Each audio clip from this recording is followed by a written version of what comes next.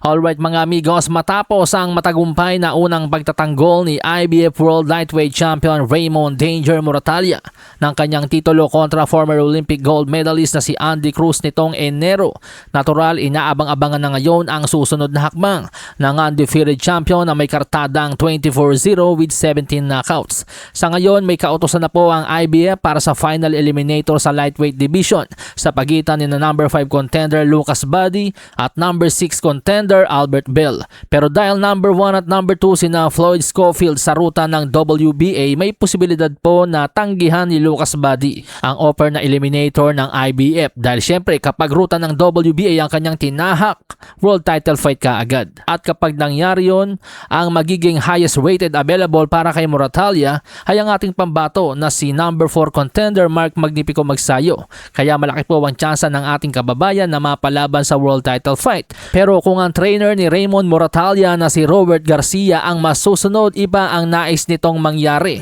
Iba ang gusto niyang makasayaw ng kanyang alaga. Natural, mas gusto nila yung mabigat na pangalan para mas malaki ang bigayan. At yun nga po ay walang iba kundi si William L. Cameron Cepeda. May kartadang 33 wins, 1 loss with 27 knockouts. Ang boksingerong muntik maka-score ng knockdown kay Shakur Stevenson. Ani Robert Garcia sa kanyang post sa social media, how about a fight in Southern California between Raymond Moratalla and Cameron Cepeda this summer?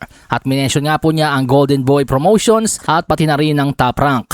So napakagandang mungkahi po niyan mga amigo. Sa aking palagay, mapa Moratalla versus Magsayo or Moratalla versus Cepeda, panalo dyan ang mga fans sa mga laban na yan.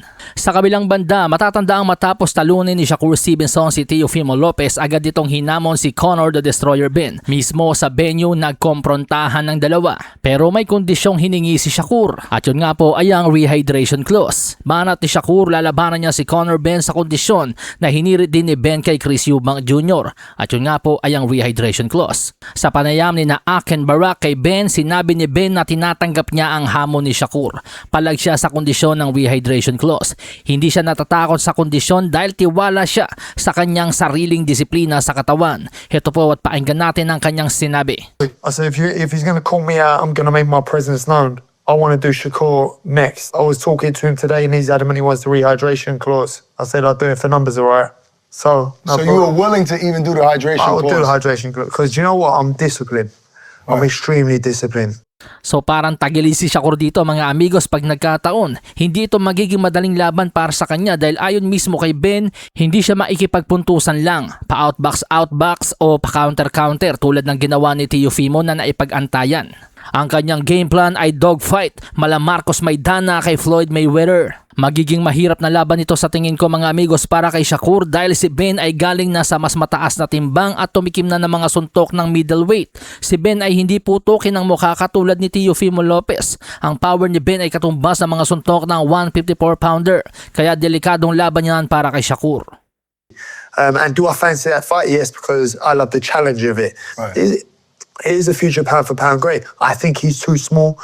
I wouldn't try and box him. I wouldn't try and counter. I'd just steam straight into him. I'd steam into him.